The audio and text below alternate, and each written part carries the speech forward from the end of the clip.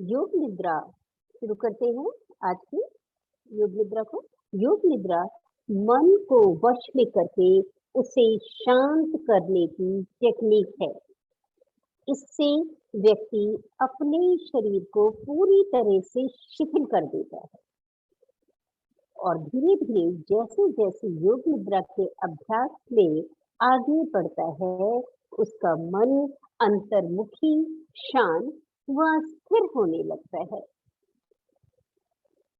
High BP, अनिद्रा, मानसिक रोगों को दूर करने में अत्यंत प्रभावशाली है योग निद्रा। इससे आप अपनी स्ट्रेस, एंग्जायटी को दूर कर सकते हैं, बल्कि डीप रिलैक्सेशन का भी आनंद उठा सकते हैं।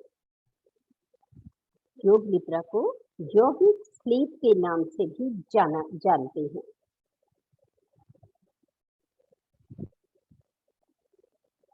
शुरू करते हैं इस टेक्निक को। सोना नहीं है, केवल सुने और अनुभव करें। शवासन में सब लोग लेटे रहे, पीठ के बल शवासन में आए, पैरों में 1 से 1.5 फीट का फासला रखें। हथेलियां 3-4 इंच की दूरी पर आकाश की ओर, शरीर ढीला परंतु सीधा, आंखें बिल्कुल बंद। योग निद्रा का पूरा आनंद लेने के लिए आंखों को बंद रखें और मेरे निर्देशों को पालन करें, सुने। मन से वही करना है जो मेरे द्वारा जो कहा जा रहा है। अभ्यास के दौरान मन को चंचल व उत्तेजित न करें। मैं बार-बार बोलूंगी, सोना नहीं है। अर्थात अभ्यास के दौरान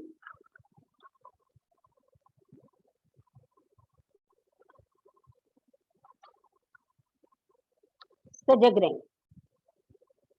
दाएं पैर का अंगूठा शुरू करेंगे मानसिक अवलोकन करना अपने शरीर का। दाएं पैर का अंगूठा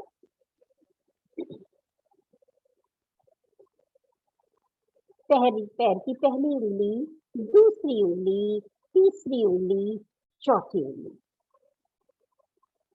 एड़ी, टखना, पिंडली, घुटना, जंघा, नितंब। इस तरह से दाएं पैर के भाग को पूरी तरह से ढीला करें। अब बाएं पैर का अंगूठा, पहली उंगली, दूसरी उंगली, तीसरी उंगली, चौथी उंगली, एड़ी, टखना, पिंडली, घुटना, जंघा, नितंब। बाएं पैर को भी पूरा पैर के अंगूठे से नितंब तक ढीला कर दें।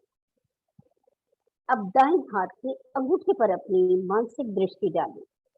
पहली उंगली, दूसरी, तीसरी और चौथी उंगली, हथेली, कलाई, कोहनी, कंधा, भुजबल्ली, दाईं बगल, दाईं कमर का भाग।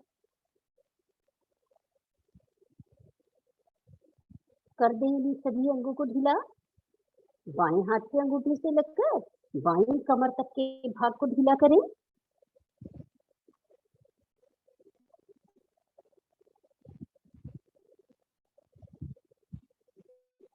अब अपनी रीढ़, पीठ, पेड़ू, पेट, पसलियां आदि सभी अंगों का मानसिक अवलोकन करते हुए अपने धड़ वाले भाग को ढीला करें।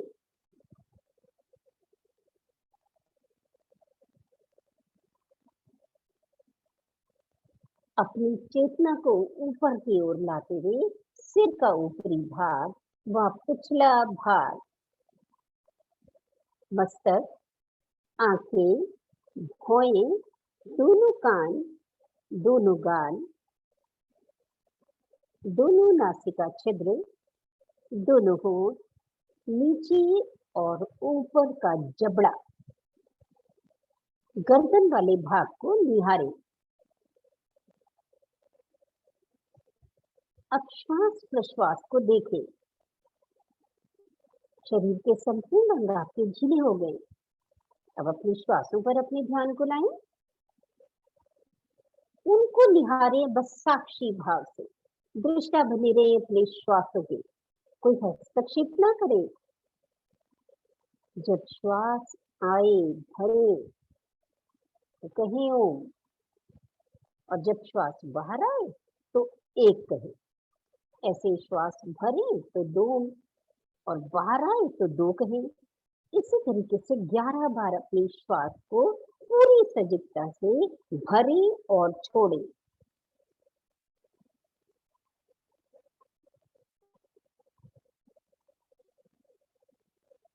करते जाएं। भरे तो ओम कहें, छोड़े तो 1 और 2 3 4 ऐसे गिनती करते हुए 11 बार ओम बोल के सांस भरें और छोड़ दें।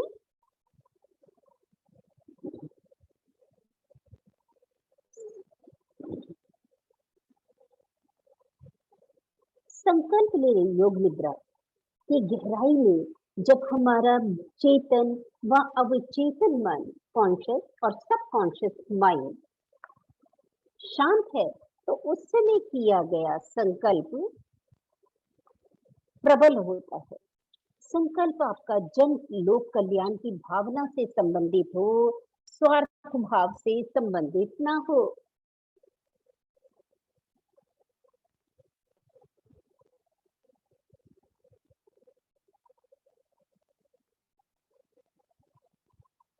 उसे 3 बार दोहराएं। जो भी संकल्प आपका है उसे 3 बार दोहराएं। मेरे संकल्प को पूरा करने में ईश्वर मेरी मदद करे। शुरू करते हैं आज की योग निद्रा का विषय।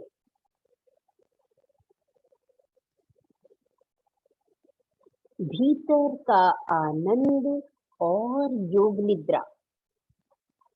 भीतर का आनंद योग निद्रा के संग।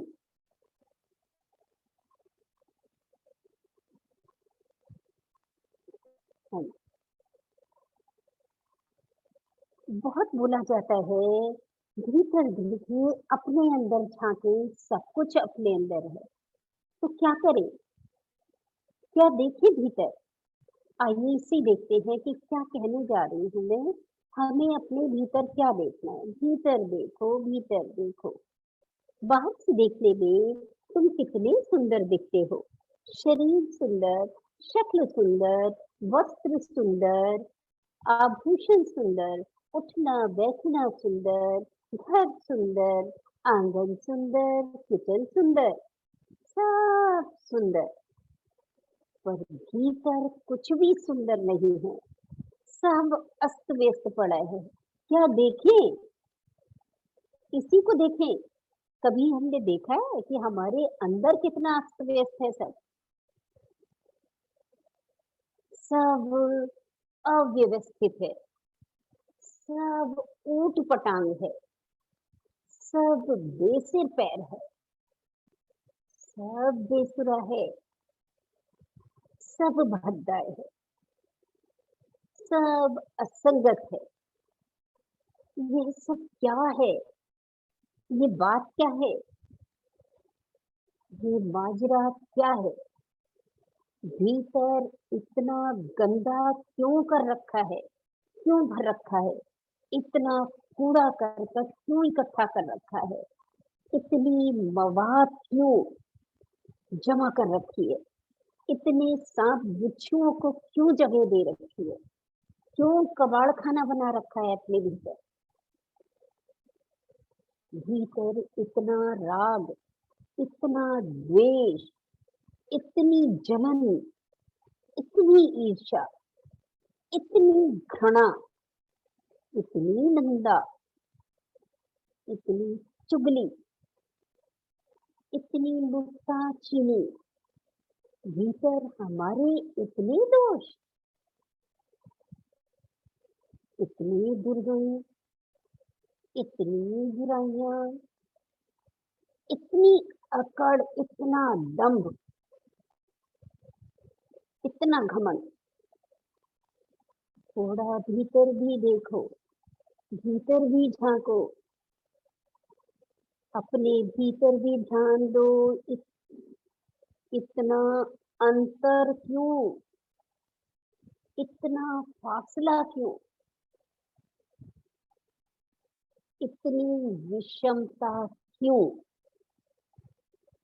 बाहर स्वर्ग, भीतर नर्क, बाहर अमृत, भीतर जहर, बाहर देव, भीतर दैत्य, बाहर फूल, भीतर कांटे, बाहर हंसी, भीतर रुदन। ये क्यों, ये सब क्यों? क्या तुम्हें इस बात का ख्याल कभी आता आता नहीं, विचार नहीं उठता? क्या तुम इसके संबंध में कुछ भी नहीं सोचते? क्या तुम्हें पीड़ा नहीं होती इस पर?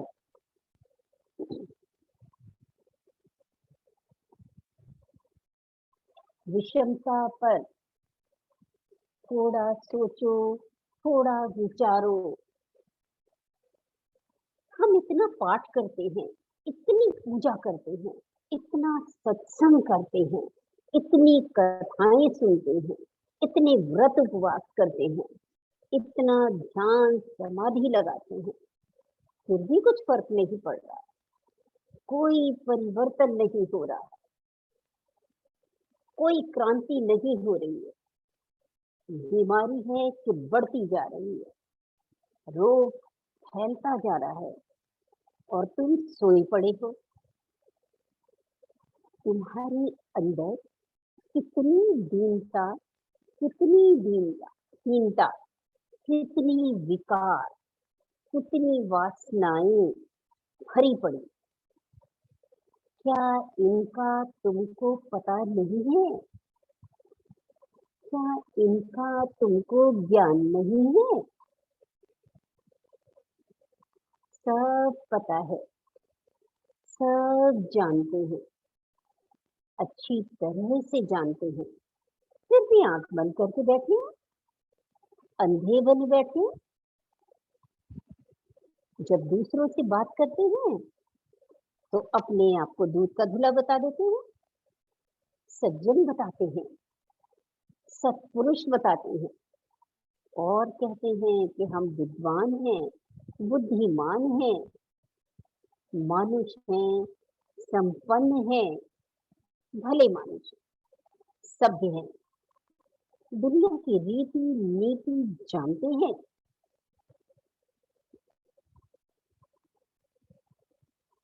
अपने भीतर के दोषों का निरीक्षण करो, परीक्षण करो, अध्ययन करो। अपने दोषों को, जो भी कमियां हैं, उन्हें स्वीकार करो, कान पकड़ो और कहो कि इन सबको बाहर निकाल कर ही दम लूंगा। संकल्प करो, दृढ़ संकल्प करो। तुम जो चाहे कर सकते हो और जो चाहे बन सकते हो। तुम्हारे हाथ में है तुम्हारा जीवन, तुम्हारे हाथ में है तुम्हारा भाग्य, तुम्हारे हाथ में है तुम्हारा स्वर्ग और नर्क। तुम दूसरों का मुंह ताकना बंद करो।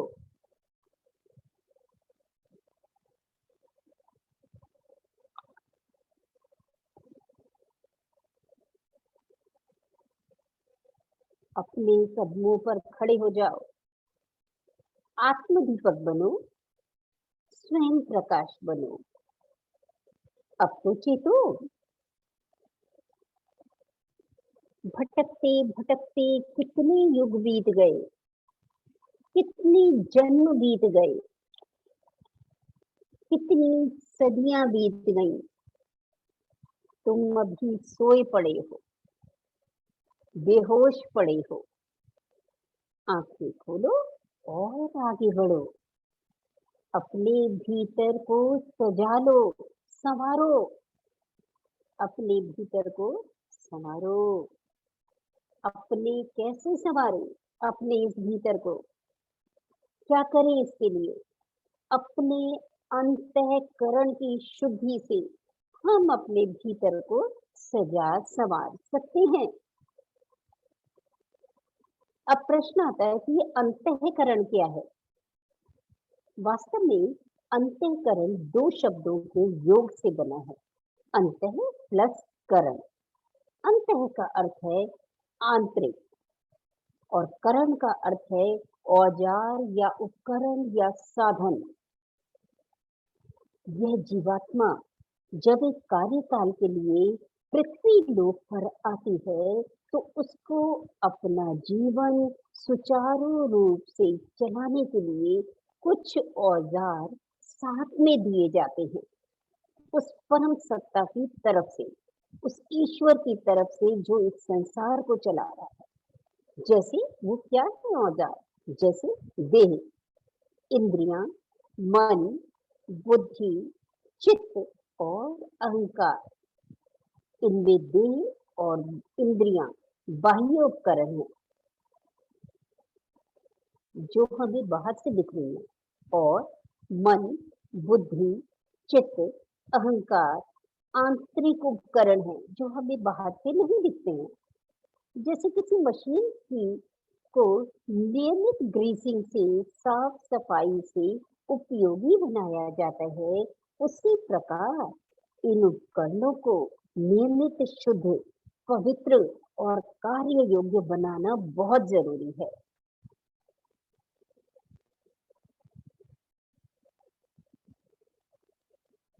देह इंद्रियों को हम प्रतिदिन स्नान करके संतुष्ट हो जाते हैं। धुले कपड़े पहन लिए, स्नान कर लिया, हो गए, साफ सुथरे हो गए। हम प्रतिदिन स्नान से, व्यायाम से तथा स्वास्थ्य खराब होने पर वैद्य या डॉक्टर की सहायता से स्वस्थ बनाते हैं। पूजा उपासना के लिए मंदिरों, गुरुद्वारों या मस्जिदों में भी जाते हैं। पर यह सब करते हुए यदि हम पूरे भाव, विश्वास और श्रद्धा के साथ नहीं करते हैं तो यह केवल एक मशीन की तरह कार्य करना हुआ। इसमें ना तो भौतिक और ना ही आध्यात्मिक विकास होगा। आओ विचार करें कि ये अंतःकरण कैसे सुच्चा और सच्चा करना है। अंतःकरण के 4 भाग हैं, मन, बुद्धि, चित्त और अहंकार। सबसे पहले हम मन पर विचार करते हैं। मन ये केवल एक विचारों का पुलिंदा है, असंख्य विचार इसमें उठते रहते हैं। एक विचार के खत्म होते ही दूसरा विचार उठाता है और उसके विलीन होते ही तीसरा विचार जाग जाता है। एक विचार और दूसरे विचार के बीच कुछ अंतराल रहता है, लेकिन हमें इसका पता नहीं चलता। इसकी गति इतनी तीव्र होती है कि यह एक पल में ही संपूर्ण ब्रह्मांड का चक्कर लगाकर वापस आ जाता है और बदलता रहता है।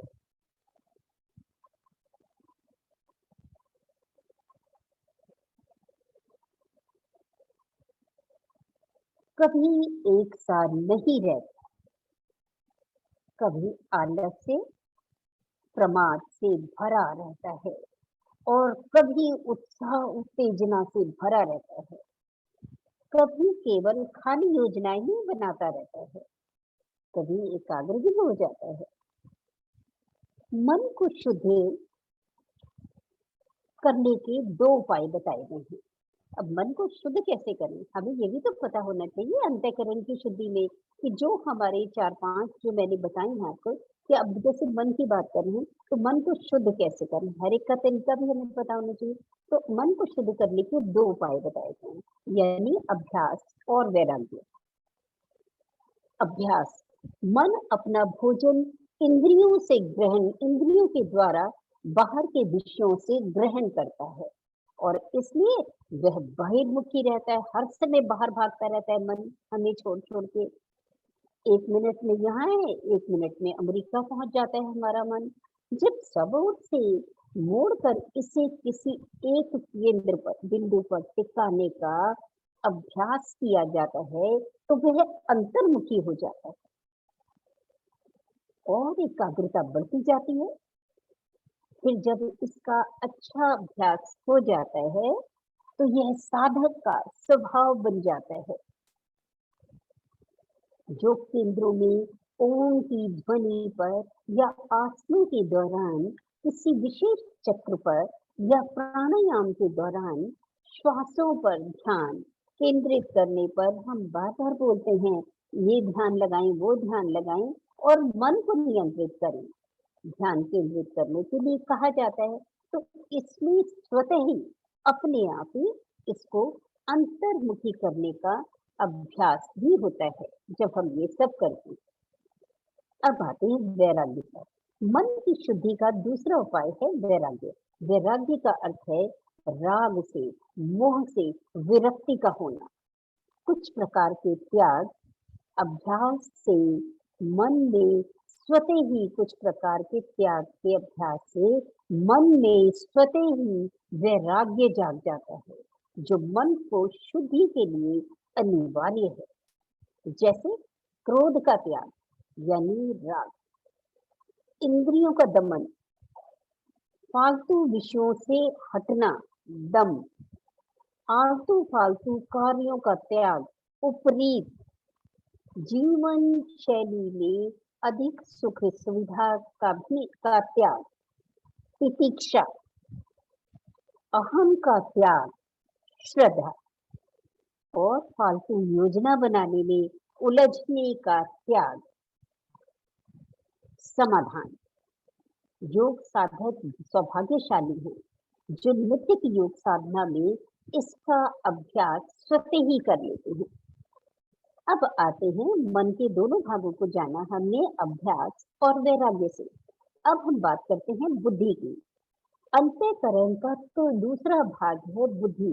परमात्मा ने हमें एक ऐसी दिव्य शक्ति प्रदान की है जो हर विचार, हर कार्य के लिए निर्णय लेती है कि यह ठीक है, यह गलत है, या इस कार्य को कैसे करना है।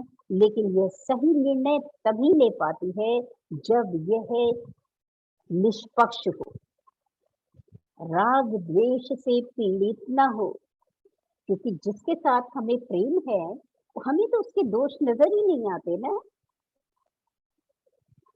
और जिसके साथ बैर हो, उसके गुण दिखाई नहीं देते। है ना सच्चाई इसी बात में? तो ऐसी हालत में हम उचित निर्णय नहीं ले सकते। बुद्धि बुद्धि तभी कुशाग्र होती है यदि इसके द्वारा लिया गया निर्णय ही मानकर कार्य किया जाए, नहीं तो यह तिरस्कृत हो जाती है और धीरे धीरे अपना कार्य बंद कर देती है। ये बहुत दुर्भाग्यपूर्ण स्थिति होती है। इसलिए हमेशा सजगता के साथ बुद्धि का निर्णय ही अपनाना चाहिए। अब आते हैं चित्त पर। हमारा चित्त क्या है? बहुत बात की जाती है, मन को, चित्त को शांत करो, चित्त वृत्तियां शांत करो। ये सब क्या है? चित्त चित्त यह एक ऐसा सूक्ष्म स्थान है जहां पर हमारे सारे पूर्व के अनुभव, अब तक के हमारे सारे संबंधों की छाप, और यही नहीं, पूर्व जन्म के भी अनुभव, इच्छाएं आदि बीज रूप में पड़ी रहती हैं। इसे भोगने के कारण इसे शरीर भी कहते हैं।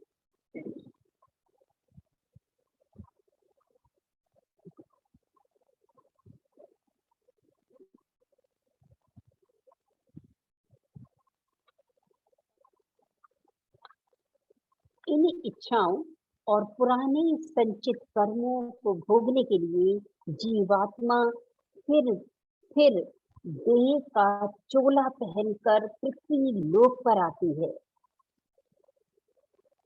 इस आवागमन से मुक्त होने का एक ही उपाय है कि चित्त को खाली किया जाए। जो यहाँ ढेरी जमा के रखी है, उसे खाली किया जाए। जब ध्यान में बैठकर हम आते जाते विचारों को साक्षी बनकर, उनकी दृष्टा बनकर देखते हैं और नियमित ध्यान में बैठने से फिर एक दिन निर्विचारिता की स्थिति बन जाती है।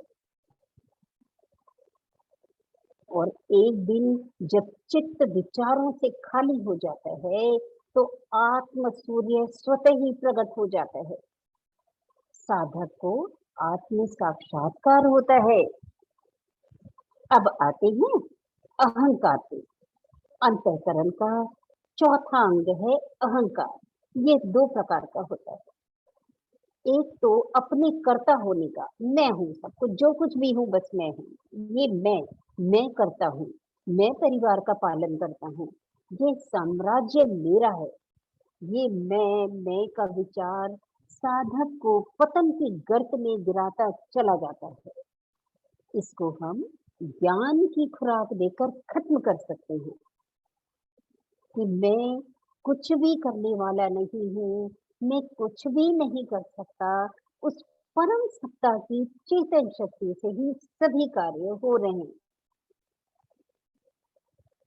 कोई तो ऐसा है ना जो चला रहा है इसको। वे इस देह में है तो मैं हूँ, मैं शिव हूँ, नहीं तो मैं शव हूँ। फिर भी मैं कर्ता कैसे बन गया? दूसरा अहंकार मैं हूँ। पहले तो हम मैं करता करता करता मैं करता हूँ। अब ये दूसरा अहंकार मैं हूँ, ये अंत तक ना मिटने वाला अहंकार है। क्योंकि यदि देह नहीं है तो मैं तो भी मैं हूँ। मन बुद्धि ये उपकरण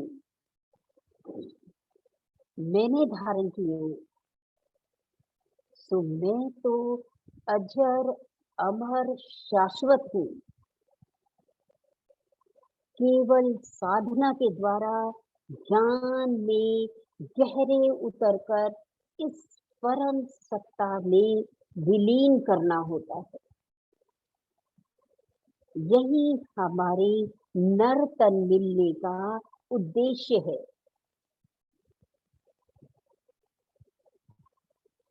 इस जीवात्मा रूपी बूंद को उस परमात्मा रूपी समुद्र में मिलकर एकाकार होना है। अपने मन, वचन, कर्म के प्रति पूर्ण रूप से सजग रहकर ये हर समय ध्यान रखकर कि मेरी कथनी करनी और मेरी सोच एक रस है या नहीं। मैंने दुनिया के लिए अपने ऊपर सुंदर व्यवहार का कोई मुखौटा तो नहीं लगाया हुआ, और मेरे अंतर मन में कोई खोट तो नहीं है।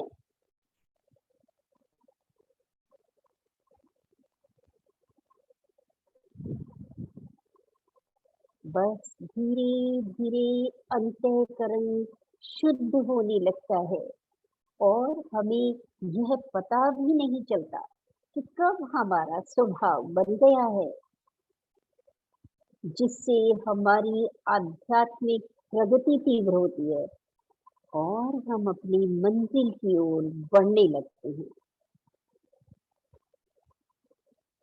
तो इस तरह से आपने जाना अपने भीतर के आनंद को। उस आनंद को कैसे हम प्राप्त कर सकते हैं?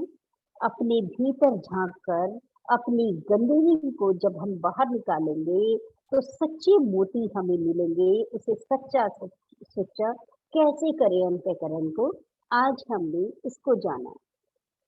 इन शब्दों को के साथ ही मैं आज की योग निद्रा को विराम देती हूँ।